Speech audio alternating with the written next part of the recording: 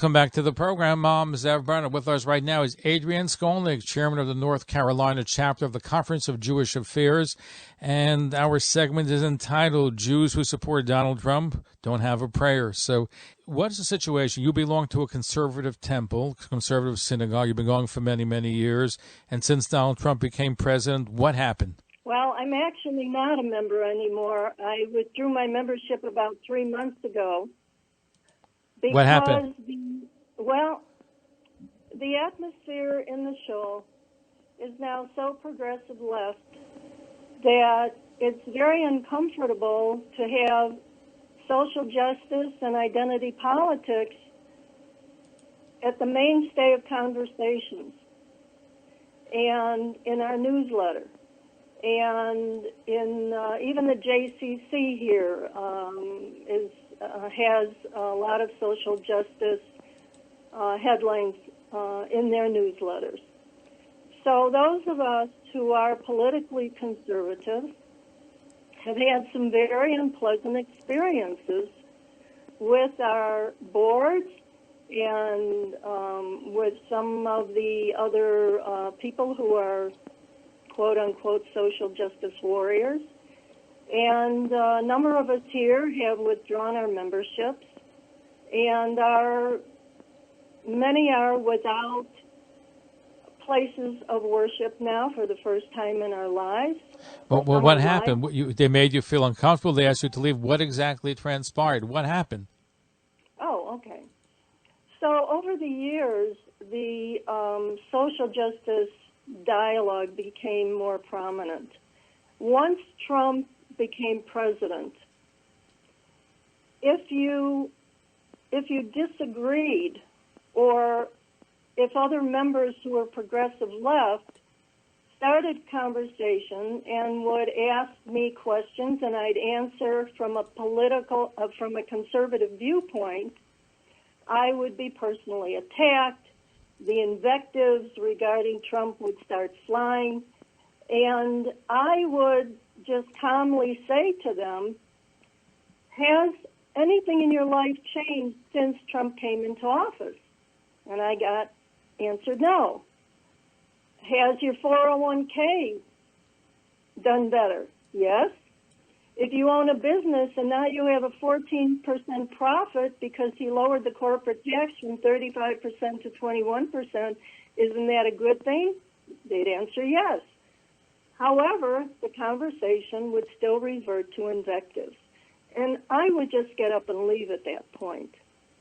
Another situation that started occurring was we had at the University of Carolina here, UNC, Asheville, they had speaker Tamika Mallory, who is a known anti-Semite, associates with Linda Sarsour, Farrakhan, and she spoke at the university. Several of my politically conservative friends protested. In the next synagogue newsletter, these individuals who stood up for what they believed got publicly criticized in the newsletter. And the author of that article apologized to the black community, hoping it wouldn't hurt relations. Well, I addressed this one day and said, the Jews that were killed in New Jersey and an employee of theirs, the Jews that were cut by a machete, all by black radical Jews, radicals, did the black community apologize to the Jews? But I'm trying to get a handle, Adrienne, is in the synagogues itself. So you're not the only one that left. There are others that left out of a congregation of, 100, 200 families? How many were members of the synagogue there, or are members? There's probably 250, 300, maybe 125 families, something like that. Okay. And so over the years, many of my friends have left. And why have they left? Because have they made to feel uncomfortable if they don't fit the narrative of of the other congregants or the rabbi? They were more left-leaning. If they didn't like the fact that you supported Donald Trump, is that where the issues lie? Did you? Let's discuss the rabbi and yourself. So, did you? What was your relationship like with the rabbi before Donald Trump became president? Well, before and even after he became president, I have a wonderful relationship with my rabbi. Even though he was progressive left, he had a sense of community, and he was a brilliant young man who gave wonderful classes. I'd go to Midrash class where we'd debate, dialogue, and even one-on-one, he and I would have debates. But we always gave each other a hug and laughed after them. He's unusual. Can't do this with the membership. Doesn't fly.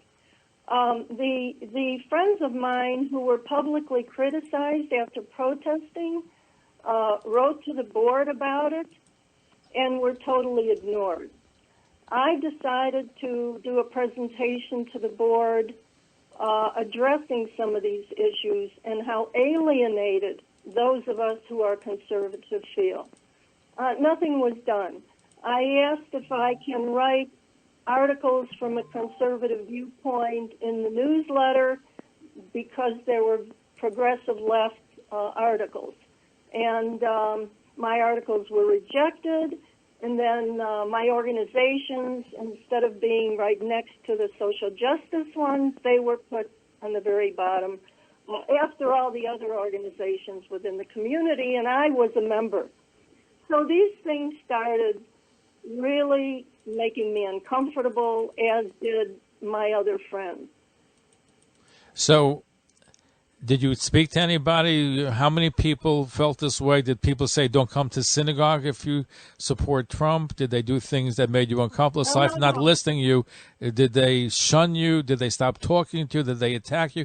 Give me the atmosphere. Nobody was, nobody treated me disrespectfully insofar as just being in service. Some of these sermons did start containing political references, which I had to address. The dialogue that got very uncomfortable would usually be during Kiddush, and if something political dialogue started, once someone knew I was politically conservative and voted for Trump, then the histrionics and invectives would start. And I remember one lady who I really had hoped we could have a friendship. That type of dialogue started, and I started to get up, and she finally said, well, if we're going to be friends, then we can't talk politics. And I thought, all right, that's perfect. But it ends up that it doesn't stay that way. Now, I have made a lot of friends now. A lot of politically conservative Jews are seeking one another out. It's kind of a homelessness, as one person said it, and some are trying to be part of synagogues that are in other cities, doing Zoom classes and services. Others have gone to Chabad, or some have become Orthodox. And I have people communicating with me now from all over the United States, which is really amazing. So it isn't just, in a particular area. And I've been making wonderful friends. And there are many, many people in higher positions that I work with Rabbi Aryeh Spiro at the Conference of Jewish Affairs, and he's very active in fighting this, and he's been wonderful. I'm very inspired by him. But you've lost friendships, it sounds like, and from what I understand, 20 people left. So they left because of political difference, not because of religious differences. Am I correct in assuming that? Correct. Our guest is Adrienne. And also, it's the tikkun olam. As Rabbi Spiro would say, Tikkun Olam or other rabbis I have talked to, it's not the Tikkun Olam that really is. What's difficult for many of us that have left is that the social justice mentality will go out of its way for others and turn their backs on their own. In the article I wrote for American Thinker, The New Jewish Exodus, I asked the question, when did Judaism stop being Jewish? And it's when it turned its back on its own. Because when we can't be made to feel comfortable, where we want a spiritual home that's peaceful and not political, we want to walk into our synagogue and not have this tension. It doesn't exist. It's take it or leave it. This is what we're going to be doing. This is our agenda. And if you don't like it, then you can leave. It's not stated as such, but we end up leaving. Adrienne Skolnick is our guest from North Carolina. She has been made to feel uncomfortable in the synagogue. She doesn't have a place where to go right now because of her political views. So she's not home anymore in the conservative synagogue in North Carolina. She says there are hundreds, maybe a lot more around the country. When we come back, we continue our conversation. We'd love to hear what you have to say. We're going to be right back. Talkline Network Radio, America's longest-running Jewish broadcast network, the voice of the Jewish community. Follow us on Facebook, Twitter, and Instagram.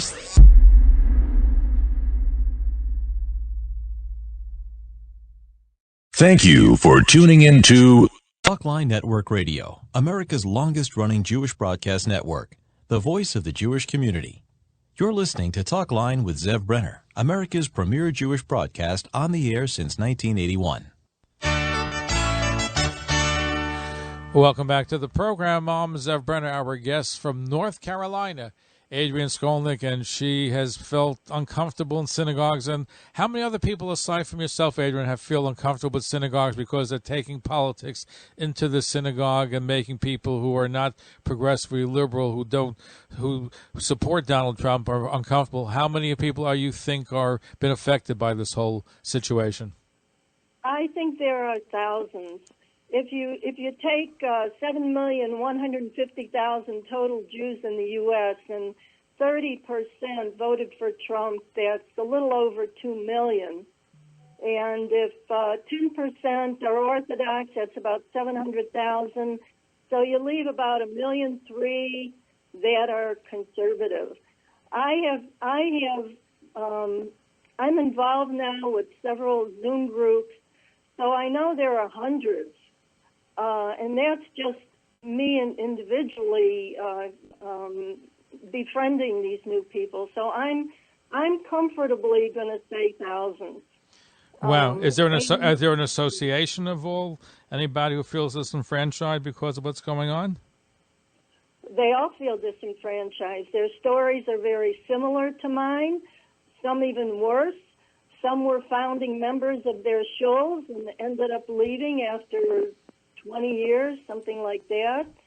None of us have been asked to leave. We just get to a point where we're made so uncomfortable that we just don't feel it's our spiritual, peaceful home anymore. 212-769-1925, our number, 212-769-1925, extension 100. You want to email. Email is a great way to have your questions answered. Zev Brenner is gmail.com, zevbrenner@gmail.com.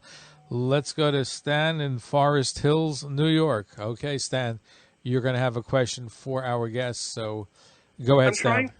I'm trying to understand. This is a synagogue that has conservative Jewish values, correct, ma'am? Is that correct? Yes. Okay. Supposedly. Well, you said it was, so I'm going in what you said. Okay. And the sermons overall are about the Bible and the Torah, and the sermons are usually in a conservative mode, are they not? Yes. Okay, which is what they're supposed to do. So when the political thing comes in, Does that come after the service? It doesn't, or during the service? It can be during the service. Do you see it a lot during the service? Saw it more and more. By the rabbi? Where it didn't exist early on. And again, I'm telling you things that are told to me from other individuals throughout the United States. I'll give you another example. Friends of mine that left my shul and ended up joining another shul in another city. Just in the past 2 weeks, although their rabbi also had moved progressively, he had a conservative shul, so he adapted himself. But within the last 2 weeks, he went on Facebook and stated, if any of my congregants voted for Trump, I am not their rabbi. He actually said that? He actually said that? Yep, and then he got flack and pulled it off. Wow. He actually said that. This is a conservative rabbi or a liberal rabbi? He's in a conservative shul, but he is obviously progressive left. Well, liberal. We can divide the names. The point I'm trying to make to you is, apparently, you feel uncomfortable. So you're thinking about going to a shul with people that like-minded think like you. Okay? So you go to the synagogue and you would go to a place where people think like you, think about Donald Trump or whatever and so forth. And then you pray and do your thing. So really nothing changes. They think their way and so forth. But that's not what the synagogue's for. Has he made any impression to try to mediate some kind of understanding between the two? Yeah, because if 20 people left, shuls are looking for membership, especially during the time of COVID. They don't want to lose any more than they have to. This seems like a loss that doesn't have to be. Exactly. Now, I'm liberal myself, and I'm reformed and so forth, more liberal as you and so forth. I find this somewhat difficult. You seem to say it's happening more and more as you hear it across the country. Is that correct? Let me answer the first part of your question. Sure. I made a presentation to the board addressing these issues, and basically they're ignored. Nothing was done. Other friends that left prior to that tried to go in front of the board, were ignored, wrote letters to the board, were ignored. Were you allowed to speak to the congregation during service at all? No, we don't. The service is not open. It's never been open for that kind of dialogue. There was nothing like that. Well, why not? Obviously, there's a problem, and I would think something can be stated to the rabbi, and when everybody is there. And again, I'm liberal, and I didn't vote for Trump, nor do I like him. But I think in your situation, I think there's a problem in which your voice needs to be heard, and to say why is this happening, and why should. Again, the major point I think you're saying is they're not telling you to leave, and you're not being forced out, but you get the impression that you have to leave. They're making you feel uncomfortable if they're attacking your viewpoints. They're not saying get out, are they? I mean, no. Nobody was asked to leave, but there comes a point where we all became so uncomfortable that the peacefulness, the spirituality, the comfort level that we had years ago no longer exists. Well, I can understand that, considering what has happened over the last 4 years. And it's terribly, terribly sad. You know, there's something else that is going on. The Jews of whiteness, Jews of color, and I mentioned I have an adopted Ethiopian Jewish son. What I see with this, and I first addressed this when there was an article about this in the newsletter. And I ended up writing a response to it called Whiteness, the New Evil. And they wouldn't put it in the newsletter as a counter argument. So American Thinker published it for me. I find it extremely divisive. I find a self-imposed segregation, and it makes me very uncomfortable. And I don't know why this is happening within our religion. Let me ask you this question. Aside from promoting and attacking Donald Trump, are they promoting Black Lives Matter from either the pulpit? Yeah, they are promoting that. Yes. Not necessarily in terms like that. However, in our newsletter, there was an article about the Southern Poverty Law Center with a black fist. I found that very offensive, and it was shortly after that I left. There are, I know some people protested with BLM. One was arrested, and I said, how come they weren't publicly criticized in the newsletter? You know, it's a very double standard that is. I think that you are entitled to, at least in your newsletter, have an opposing opinion. Again, I'm liberal. The last 4 years to me have been a living hell with Donald Trump. But I think you have a right in your synagogue to have an opposing point of view, and it should be allowed in the newsletter. Secondly, there's a financial support to the synagogue. Make it known your financial support, I would suspect, will be withdrawn. If well, she left. She left. She's not there in the synagogue. Did, but I'm saying it obviously didn't make a difference to them on that regard. Correct? Well, for me or any of my other friends who were major contributors, major fundraisers, brought so much dignity and warmth to the show that I could not believe they would absolutely ignore the discomfort and not have discussions with these people about their discomfort. Did any of the if there are any liberal Jews in the synagogue, speak to you at all? Or did they do it privately or call you in any way, shape, or form? No. Once I addressed this and brought it to the forefront, no.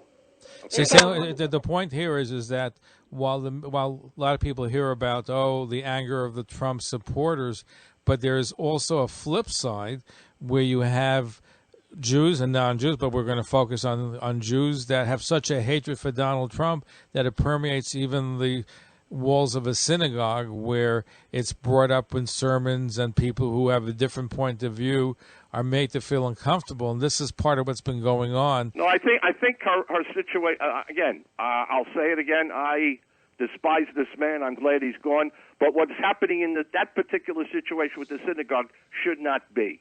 There should be communication and so forth. Obviously, you're going to be going or looking for a synagogue where there are right-minded conservatives who also will think like you and think, and Donald Trump is the greatest thing since toasted bread. But I'm just saying, I don't think what happened to you is right, and I think you should make it known to the rabbi. Obviously, you've left, and it's a sad situation.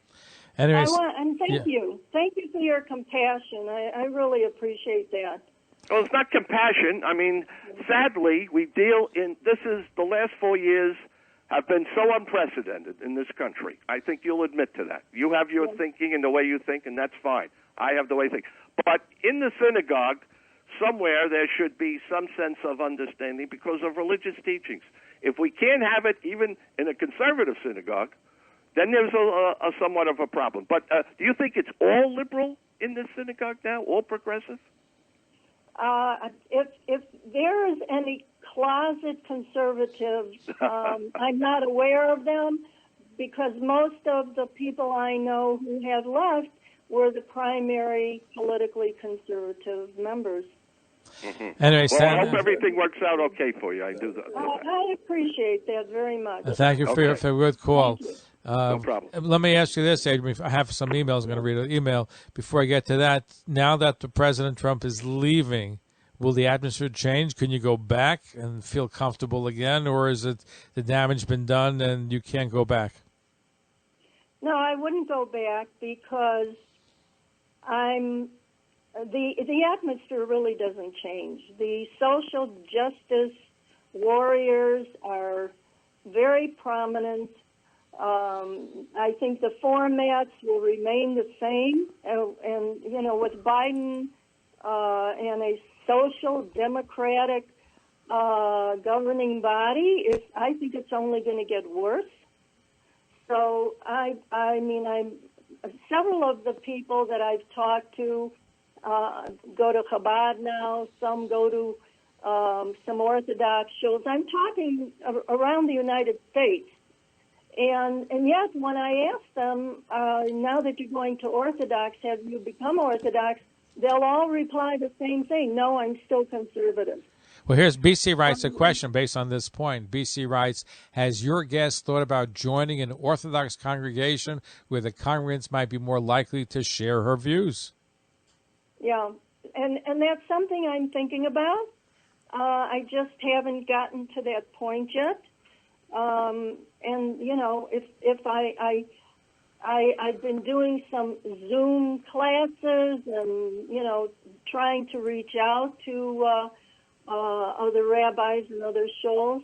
I just haven't found a comfort level yet, and I'm saddened by this. I wrote something in my article, The New Jewish Exodus, and I want to quote Chabad.org on the destruction of the Second Temple. Quote, aside from the troubles caused by these external powers, the Jews were also plagued internally by tumultuous politics, and they divided into factions, a phenomenon that ultimately led to the temple's destruction and our nation's torturous exile.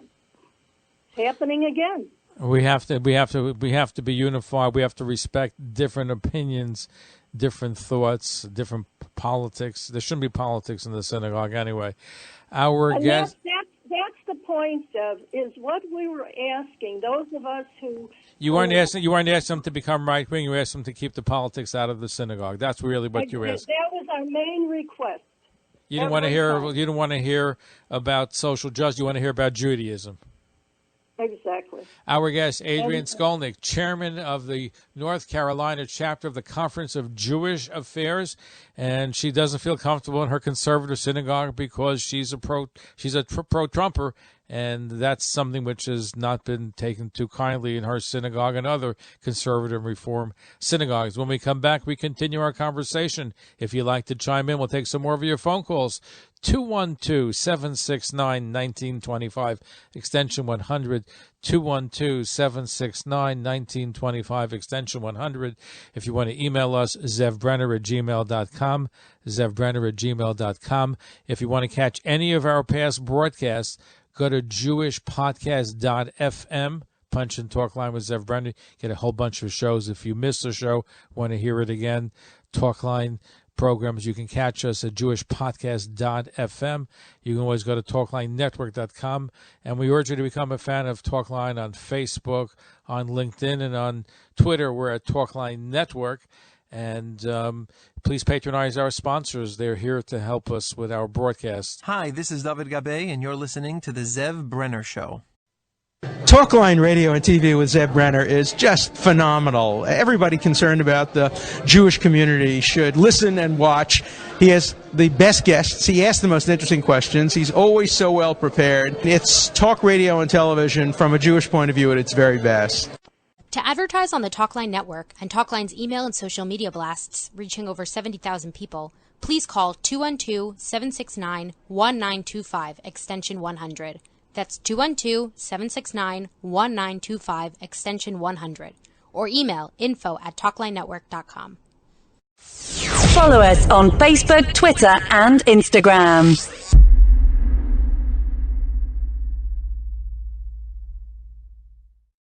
Please become a fan of Talkline with Zev Brenner on Facebook, LinkedIn, Google+, and YouTube. On Twitter at Talkline Network. If you have an Android phone, please download our free app in the Google Store. For iPhones, download the Jewish Radio app. Of course, tune in 24 hours a day at TalklineCommunications.com for non-stop Jewish broadcasting. Talkline Network Radio, America's longest-running Jewish broadcast network, the voice of the Jewish community. You're listening to Talkline with Zev Brenner, America's premier Jewish broadcast on the air since 1981. And we're back. Adrienne Skolnick, our guest from North Carolina. She is chairman. Is it correct to call you chairman, or should I call you chairwoman or chairperson, or what's the correct terminology to use these days? Rabbi Spiro has me as chairman of the North Carolina chapter. All right, we'll call you chairman. And she has felt uncomfortable. She had to leave her conservative synagogue because she is a pro-Trumper, and the rabbi and the others in the synagogue are not. And we're going to. I wanted, if I may, to clarify something. The Reformed temples are more progressive left. It's mostly in the conservative synagogues that we're finding this discomfort. In the Orthodox, politics is not isn't part of the service, isn't discussed at the same level. So you don't have the invectives. You don't have, when people start expressing their disdain for Trump, there's hate. Hate breeds such personality changes. This is part of the discomfort. When Obama was president, I didn't agree with his policies. I didn't personally attack anyone. I tell them why, and that was it, in a very calm manner. But the hate and the vitriol from Trump, for Trump has people personally attacking you. If they know something about your life, they'll use that. Adrienne, we have a lot of people calling to wait to see. Forgive me. So let's go to Atlanta, Georgia, listening at TalklineNetwork.com. Chuck in Atlanta, Georgia. Your question for Adrienne. Go ahead. Well, what I'd like to comment on is the topic. I grew up on Long Island. I live in Atlanta now. And I grew up in a Reform congregation. I always felt very comfortable. Reform Judaism, as when I was growing up, was for Jews who were Jewish, who wanted to be involved in Judaism, but also wanted to make sure women had an equal amount, equal voice, that there was more English in the service, but politics were not part of the congregation. What I'm finding now, and I belong to a large congregation in Atlanta, three different rabbis, and they're all wonderful people. I get along very well with them. But each one of them is more liberal than the next. And what happens is they bring politics into their sermons and into the congregation. I'll give you a couple of examples. Just one example, because I have other people waiting, so forgive me. All right. One example, the Yom Kippur, the holiest day of the year, one of the rabbis, his Yom Kippur sermon was basically accusing all the congregants of being implicitly racist. And I went in and I said I talked to the rabbi afterwards. We have a dialogue, and I said, why would you say something like that? And the more we discussed it, the more I find out that he just disagrees. The Reform Action Committee, which is the political arm of the Reform movement, if you go and take a look at their position on issues, each one of their issues is probably further to the left than Nancy Pelosi would run on. I'll give you one other example. One example is this spring, with all the activism that's going on, they started a program in the congregation basically on voter suppression. Personally, I don't believe there is voter suppression. And so, but the person who was put in charge of this initiative put out a statement into the congregation basically saying, well, I'm now the chairman of this fellow said, and I am, and if you'd like to join this, you are not welcome. This is almost a direct quote. Wow. If you don't believe that the Republicans are trying to suppress the minorities from voting, then you're really not welcome. So how do you as a congregant respond to that? Because you want to go to synagogue for spiritual growth. That's exactly right. So how do you, and are you the only one feeling that way in your temple? Others feeling the same way? What are you doing about it? No, as a result of that, probably 20 or 30 of my conservative friends, and there's a lot more than that in the congregation, objected to it. And what's happened is I always try to be very diplomatic. I work with the president. The president of the congregation is very sensitive to it because they don't want to lose members. They want to be inclusive.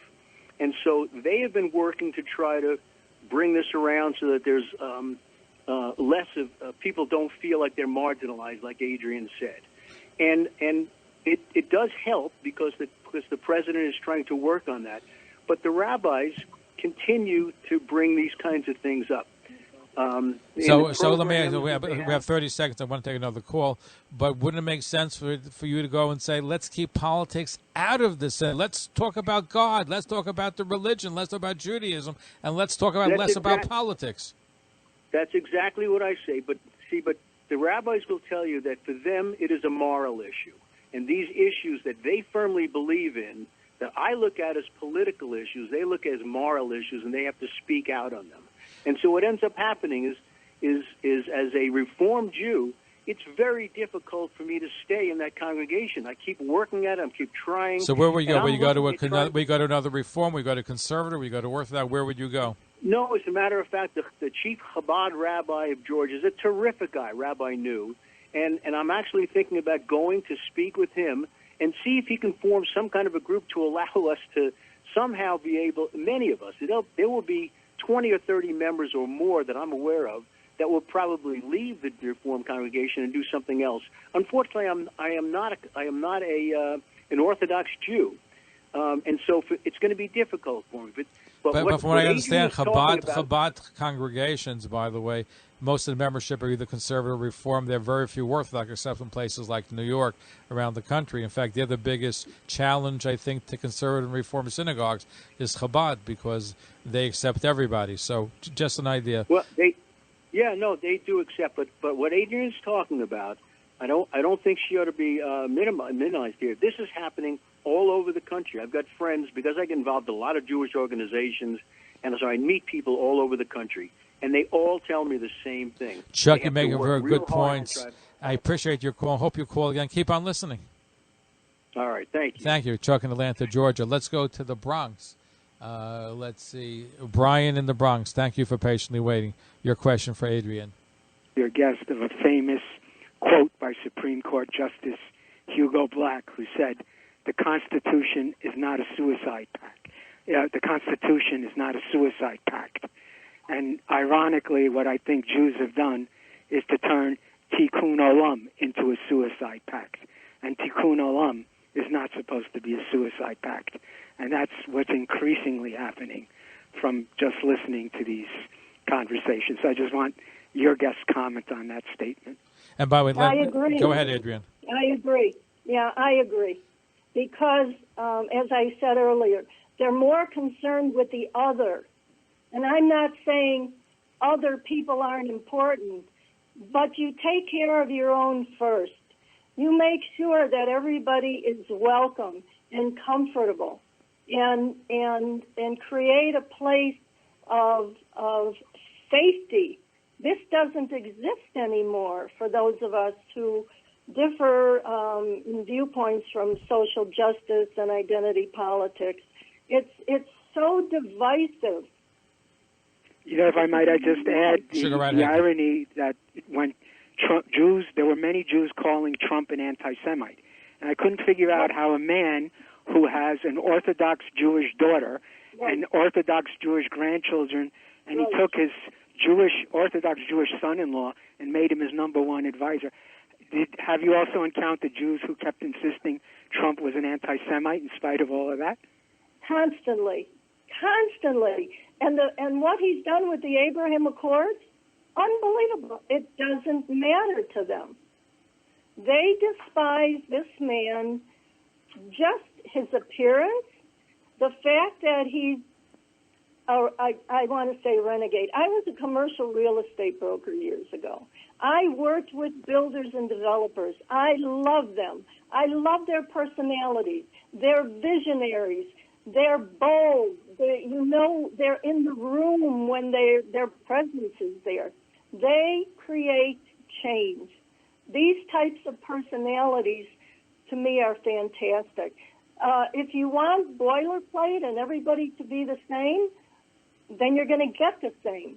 Yeah, but the point, Adrienne, is that in the synagogue, you know, people come you're coming to for a spiritual experience, and politics. And I know that Tikkun Olam became a religion on its own. Exactly. That's the rectification. And listen, there's good deeds are fine, but like you said, before you get to that, Judaism is not just Tikkun Olam. Judaism is a lot more than that. And before you get to Tikkun Olam and helping other people, let's infuse people with spirituality, with Judaism. Let's not make people feel uncomfortable in a synagogue or a temple. And don't alienate. That's rule number one. If you want to do some good work, do it without denigrating other people who have a different point of view. And there's a lack of tolerance in there. But Brian, thank you for your good phone call. Adrienne, I want to thank you for joining us. If people want to get more information about the Conference of Jewish Affairs, how can they do so? They go to a website, the conferenceofjewishaffairs.org. And thank you, Adrienne, for being with us. Adrienne Skolnick, I hope you feel comfortable, and we hope you find a synagogue where you can find your spiritual home. Thank you for being part of our show tonight. I want to thank you, Zev, for giving me the opportunity to present this, and I'm hoping better things to come. Amen. Thanks for listening. Talkline Network Radio, America's longest-running Jewish broadcast network, the voice of the Jewish community.